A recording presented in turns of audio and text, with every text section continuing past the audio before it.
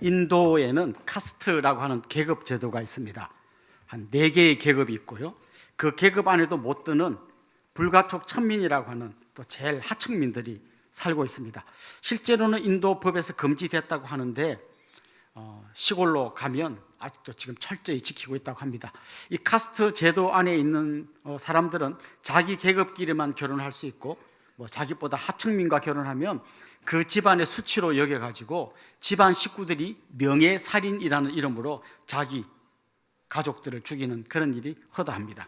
얼마 전 뉴스에 보니까 그 불가촉 천민과 결혼한 자기 누이를 그 누이와 그 남편을 형제들이 죽였는데 4명이 합세해서 죽였다고 합니다. 그것 때문에 사형 판결을 받은 사람들의 사형이 집행됐다라고 하는 뉴스가 나왔습니다. 그들 안에는 자기들만의 세계가 있습니다. 다른 사람이 절대로 들어오지 못하도록 성을 높이 쌓아두고 문을 꼭꼭 걸어 잠그고 자기들끼리만 뭉쳐 살게 되는 거죠.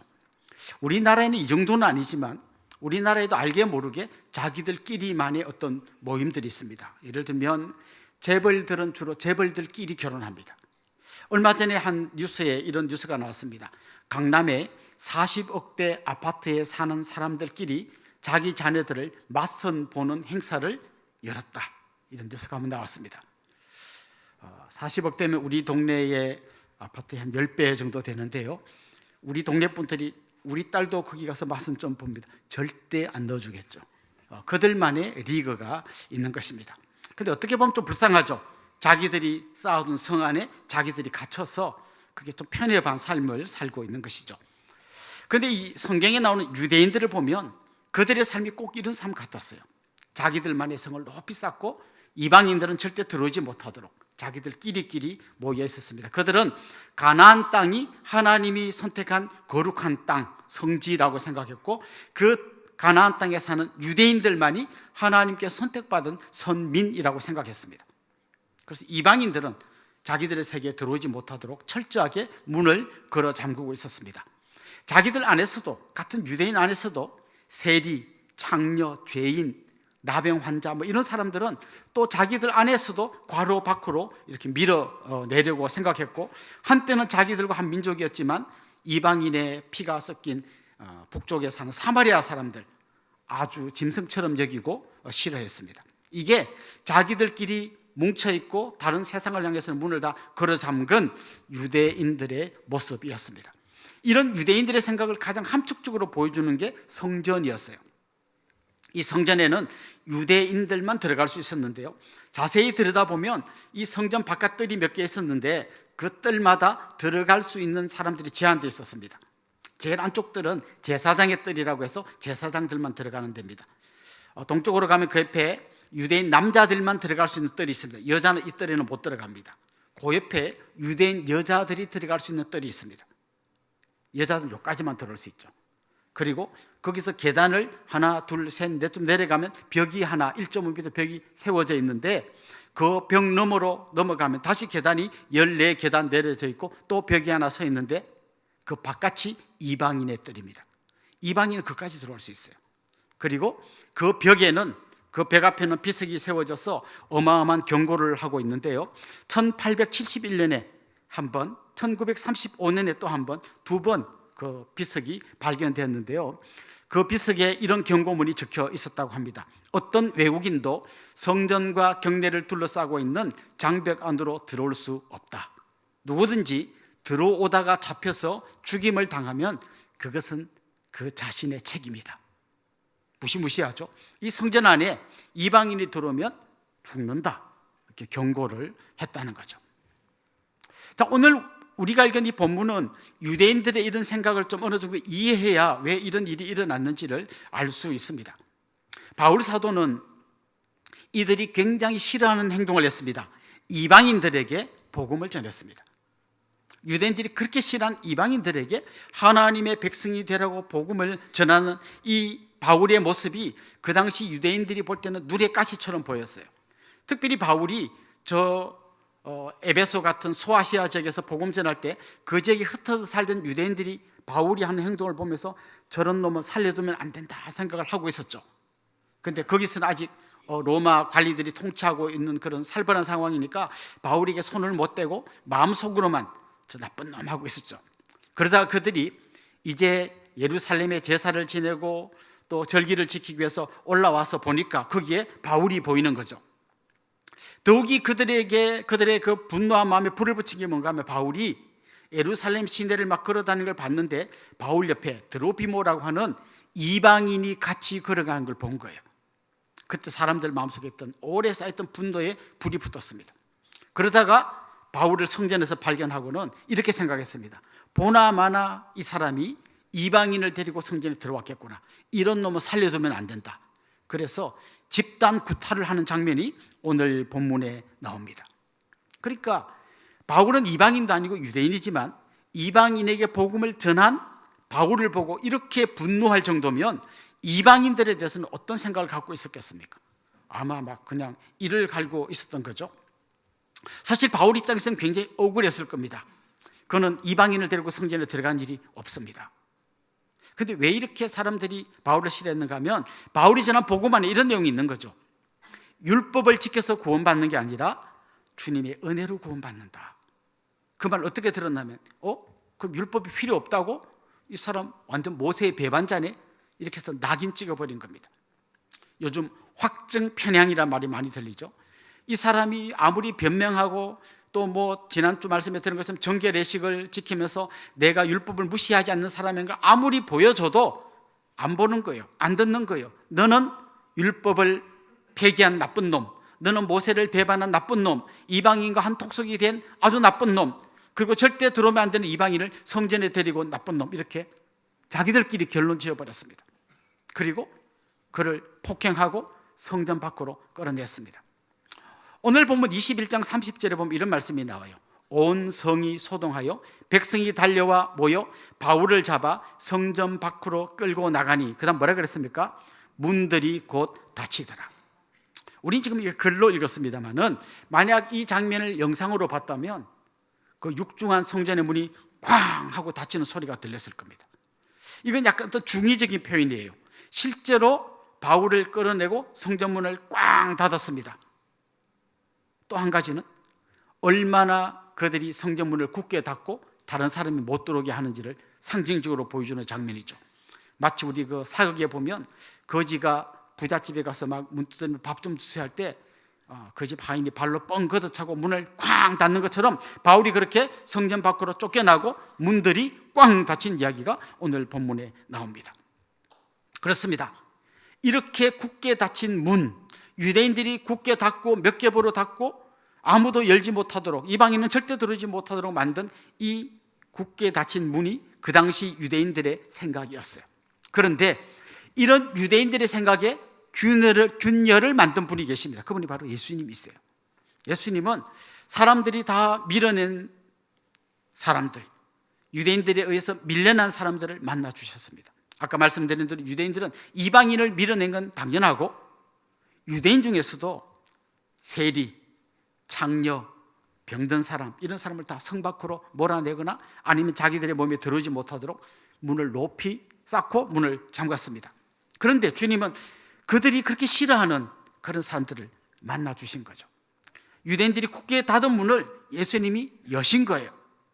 그런데 예수님이 문을 여는 이 장면을 가장 극적으로 보여주는 게 언젠가 하면 예수님이 이 세상을 떠나가기 전에 마지막으로 제자들에게 남긴 말씀을 보면 정말 그동안 굳게 닫힌 문을 예수님이 활짝 열려고 한다는 걸 알 수 있습니다. 여러분이 잘 아시는 사도행전 1장 8절에 보면 이런 말씀이 나옵니다. 우리 같이 한번 읽어볼까요? 오직 성령이 너에게 임하시면 너희가 권능을 받고 예루살렘과 온 유대와 사마리아와 땅끝까지 이르러 내 증인이 되리라 하시니라. 어디까지 복음 전하라 했습니까? 예루살렘과 온 유대는 물론이고 여기까지는 가나안 땅입니다. 그걸 넘어서 이스라엘 백성들, 유대인들이 그렇게도 싫어하던 사마리아에도 복음을 전하고 그 너머에 있는 땅 끝까지, 저 로마까지, 스페인까지, 그때는 그들이 몰랐겠지만 이 대한민국까지 복음을 전하라고 한 것이 주님의 뜻이었습니다. 유대인들은 가나안 땅만 하나님의 성지라고 생각했는데 이 문을 열고 온 세상으로 나가라고 주님이 말씀하신 겁니다. 또 주님이 승천하시기 전에 마지막으로 말씀을 남기신 게 마태복음 28장 19절 20절에 나오는데 거기서 한번 읽어봅시다. 그러므로 너희는 가서 모든 민족을 제자로 삼아 아버지와 아들과 성령의 이름으로 세례를 베풀고 내가 너희에게 분부한 모든 것을 가르쳐 지키게 하라. 볼지어다 내가 세상 끝날까지 너희와 항상 함께 있으리라 하시니라. 여기에 보면 주님이 모든 민족을 제자로 삼으라 그랬습니다.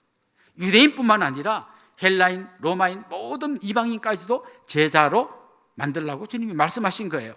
그러니까 주님은 유대인들이 가나안 땅만 성지입니다, 유대인만 선민입니다 했는데 주님이 문을 쾅 여신 거예요. 가나안 땅 아니라 세상 땅 끝까지, 유대인만 아니라 모든 민족에게 복음을 전하라고 주님이 그 닫혀있는 문을 활짝 여신 거예요. 이 주님이 여신 문을 바라보는 바울이 이제 확신을 갖고 이방인에게 복음을 전하기 시작한 거죠. 특별히 바울은 이 문을 여신 예수 그리스도를 전하는데 그게 유대인들이 볼 때는 너무 눈에 가시처럼 보였던 겁니다. 그래서 어떻게 하면 저 바울을 죽일까 생각하다가 이제 성전에서 바울을 만나니까 잡아서 집단 구타를 해서 반 죽여놓은 거죠. 지금 오늘 본문은 이렇게 또 글자로 되어 있기 때문에 바울이 좀 맞았나 보다 하는데 그걸 만약에 우리가 현장에서 보거나 영상으로 본다면 차마 눈 뜨고 못 볼 장면일 거예요. 수많은 사람이 때려서 아마 눈탱이가 밤탱이가 되고 막 머리는 헝클어지고 먼지를 뒤집어 쓰고 몰골이 말이 아니었을 겁니다. 그런데 이 바울이 그런 상태에서 이제 천부장이 와서 로마의 천부장이 그 구타 못하게 잡고 바울을 이제 잡아가는 중에 천부장이 이제 대화를 하면서 내가 이 사람들에게 좀 변명할 수 있는 기회를 주시겠습니까? 한번 해봐라. 그랬더니 바울이 그 자기를 죽이려고 하는 그 사람들을 향해서 이제 일종의 설교를 한 거죠. 왜 자기가 이방인에게 복음을 전하는지 그 이야기를 하는 것입니다. 그 이야기는 이런 겁니다. 거기 있는 청중들을 향해서 부형들이여 이렇게 부릅니다. 제 아버지 같고 형님 같은 여러분, 다시 말하면 그는 그들과 같은 핏줄인 유대인이라는 것을 이야기합니다. 나는 여러분과 같은 유대인입니다. 저희 아버지 같고 형님 같은 분들, 제 이야기 좀 들어보십시오. 이렇게 이야기를 시작합니다. 그러면서 자기는 유대인일 뿐만 아니라 바리새인의 가장 훌륭한 랍비로 알려진 가말리엘의 제자라고 자기를 소개합니다. 그리고 자기도 예수 믿는 사람을 열심히 핍박했던 사람이라는 걸 이야기합니다. 그러니까 그들하고 자기도 원래 똑같은 사람이었다는 걸 이야기해요. 그러다가 그랬던 자기가 왜 예수님을 믿게 되고 예수를 전하게 되고 특별히 이방인에게 예수님을 전하고 복음을 전하는지 그 이유를 설명했습니다. 그의 이 설교를 잘 들어보면 그의 설교의 한복판에 어떤 이야기가 담겨 있냐면 자기가 다메섹 도상에서 부활하신 예수님을 만난 이야기가 그의 설교의 한복판에 담겨져 있습니다. 다시 말하면 바울의 생각을 완전히 뒤집어 놓은 이 사건이 뭔가 하면 다메섹 도상에서 부활하신 예수님이 자기를 찾아온 이야기였던 거죠. 오늘 본문에서 이야기를 바울이 가장 중요하게 강조하는 걸 가만히 보면요, 바울이 자기의 간증을 통해서 전하려고 했던 중요한 몇 가지 메시지가 있습니다. 첫 번째는 이런 겁니다. 주님의 죽음과 부활이 닫힌 문을 열어주었다. 이걸 이야기하고 있습니다. 바울이 예수님을 싫어한 이유 중에 하나가 예수님이 십자가에 죽은 겁니다. 원래 그 전부터 싫어했죠. 어디서 굴러먹던 나사렛 촌놈이 나타나가지고 병자를 고친다고 하고 백성들을 미혹하는 것 같은 저 예수라는 저 이상한 존재다, 좀 사기꾼 같다 이렇게 생각했어요. 그랬는데 아니나 다를까 예수님이 십자가에 못 박혀 죽는 겁니다. 아니, 하나님의 아들이라던 사람이 아무 힘도 못 쓰고 십자가에 죽네? 사기꾼 맞네? 그렇게 생각했죠. 그리고 그 사기꾼 같은 예수를 여전히 추종하며 예수가 부활했다고 말하는 이런 멍텅구리 같은 인간들을 싹 쓸어버려야 진짜 하나님의 나라가 건강했을 거라고 그는 믿었어요. 그래서 예수 믿는 사람을 잡아 죽이려고 한 겁니다. 그런데 놀라운 일이 일어난 거죠. 분명히 십자가에서 아무 힘도 못 쓰고 죽은 줄 알았던 그 예수가 살아나서 자기를 찾아와 주셨고 자기를 만나 주신 거예요. 그건 알았습니다. 나중에 알았겠죠. 예수가 아무 힘도 없이 죽은 게 힘이 없어 죽은 게 아니라 바로 자기 같은 죄인 중에 괴수를 위해서 대신 십자가에서 죽었다는 것을 알았죠. 그게 끝이 아닙니다. 예수님은 죽었을 뿐만 아니라 다시 살아나셔서 자기를 얽매고 있던 죄와 죽음의 것을 끊어버리시고 사탄의 머리를 밟아버리시고 자기를 죄와 죽음에서 구원해낸 놀라운 분이라는 걸 그가 알게 된 거예요. 그때 그가 안 게 이런 겁니다. 주님이 나 때문에 죽으셨고 주님의 부활로 나는 새로운 사람이 됐구나. 그걸 그가 안 거예요. 이 깊은 은혜의 감격, 그 주님을 만났을 때 벼락 맞아 죽을 줄 알았는데 자기를 품어주신 그 부활하신 주님의 놀란 은혜가 그의 마음을 완전히 바꾸어 놓았고 그의 생각에 균열이 오게 만들고 지진이 일어나게 만들었던 거죠. 저는 여러분에게 이런 질문을 한번 던져보고 싶습니다. 여러분에게 이런 간증이 있습니까? 보통 우리 간증이라고 하면요, 사업이 쫄딱 망했는데 기도했다가 다시 사업이 일어났다든지, 죽을 병에 걸렸었는데 기도해서 나았다든지, 이게 간증이라고 생각합니다. 당연히 그게 간증이 맞죠. 그런데 그것보다 더 중요한 간증이 있습니다. 바로 여러분이 예수 그리스도를 믿는 믿음으로, 그 십자가의 은혜로, 부활하신 주님의 능력으로 여러분이 하나님의 자녀가 되었다는 사실입니다. 이게 여러분의 가장 소중한 간증이 되어야 합니다. 우리 찬송 중에 그런 찬송이 있잖아요. 이것이 나의 간증이요, 이것이 나의 간증이요, 이것이 나의 찬송입니다라고 고백한 이 찬송 가사처럼 여러분 안에 이 십자가의 은혜, 부활의 능력이 여러분의 소중한 간증이 되어야 합니다. 그냥 머릿속에 있는 지식이 아니라 바로 이 십자가의 은혜 때문에, 부활하신 주님 때문에 내가 구원받았다는 감격이 여러분 안에 있어야 하는 거죠. 그래서 바울은 바로 자기가 경험했던 부활하신 예수를 만난 이 사건을 자기 설교의 한복판에 넣어두었던 겁니다. 뿐만 아니라 오늘 이 바울이 예수님 만난 이 사건은 굉장히 중요한 하나의 메시지를 우리에게 전해주는데요, 주님이 구원하지 못할 사람은 아무도 없다라는 거예요. 바울이 어떤 사람입니까? 예수 믿는 사람을 핍박하고 예수님의 원수로 살았던 사람이잖아요. 죄인 중에 괴수였잖아요. 이런 바울 자신이 구원받을 수 있다면 구원받지 못할 사람은 없다는 거예요. 가끔씩 보면 성도님들 중에 과거에 주님을 잘 알지 못할 때 지었던 아주 심각한 죄 때문에 여전히 그 죄의 굴레에 묶여있는 분이 있어요. 분명히 회개했는데, 수련회 가서 정말 눈물로 회개했는데 아직도 그 죄의 굴레가 자기를 따라다니는 경우가 있습니다. 사탄이 속삭입니다. 너같이 나쁜 짓을 한 놈이 뭘 그러고 다니냐. 그럴 때 또 그는 무너지고 또 무너지고, 회개를 10번 20번 했는데도 해결되지 않은 것 같은 답답함을 느끼는 분들이 있습니다. 여러분 기억하십시오. 바울같이 주님의 원수로 살던 사람을 주님이 찾아가 주셔서 그를 만나 주시고 용서해 주셨을 뿐만 아니라 그를 주님의 사도로 세우셨습니다. 여러분의 지나간 모든 죄가 예수 그리스도의 십자가에서 용서되고 주님은 그 죄를 등 뒤로 던지고 기억도 안 하신다는 것을 믿으시기 바랍니다. 더 이상 그 죄의 굴레에 묶여서 살아가지 않으면 좋겠어요. 요즘 이제 대학 입시를 치르는 이야기를 제 주위에서 많이 듣습니다. 우리 아들 저번에 대학 입시를 치렀는데요, 요즘 입시 제도에 보니까 이런 게 있더라고요. 예비 합격자라는 게 있습니다. 앞에 합격한 사람이 빠져나가면 예비 합격자가 1번부터 차례대로 이제 합격을 하는 거죠. 만약 이런 경우가 있다고 생각해 봅시다. 나는 예비 합격 한 60번이에요. 그래서 조마조마하고 있는데 내 옆에 예비 합격 120번인 아이가 갑자기 전화를 받더니 이야기하는 거죠. 나 합격했대. 이 말은 무슨 말입니까? 120번이 합격했으면 그 앞에 있는 60번 정도는 당연히 합격한 거죠. 119번까지 다 합격한 거예요. 지금 바울이 그 얘기를 하고 있는 거죠. 자기는 주님께서 절대 구원하지 못할 사람이고 혹시 구원한다면 제일 끝에 있는 사람이라는 거죠. 그런 자기가 구원받았다면 구원받지 못할 사람이 없다는 것을 지금 그가 이야기하려고 하는 거죠. 그는 스데반을 죽일 때 앞장서서 찬성했던 사람입니다. 또 사람들이 돌을 던질 때 옷을 맡아 주었던 사람입니다. 뿐만 아니라 예수 믿는 사람 잡아 죽이려고 다메섹까지 쫓아갔던 사람입니다. 그런 그를 주님이 받아주셨다면, 그 죄인 중에 괴수가 용서받을 수 있다면 용서받지 못할 사람은 없다는 거죠. 구원받지 못할 영혼은 없다는 거죠.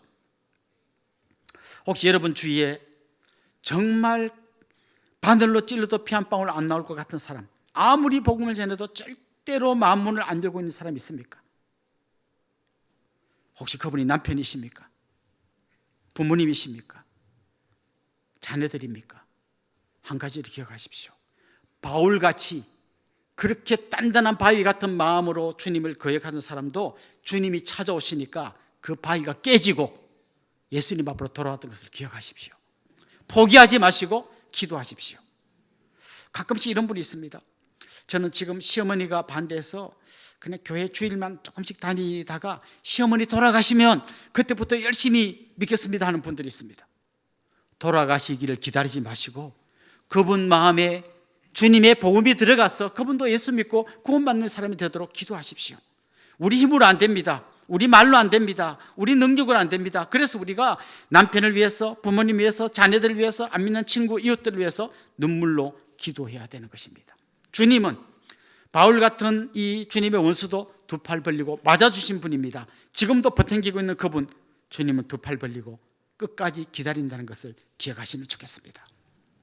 한 걸음 더 나아가서 바울이 예수님 만났던 이 사건이 우리에게 알려주는 중요한 진리가 있는데요, 주님에게는 모두에게 나눠줄 만큼 풍성한 은혜가 있다는 거예요.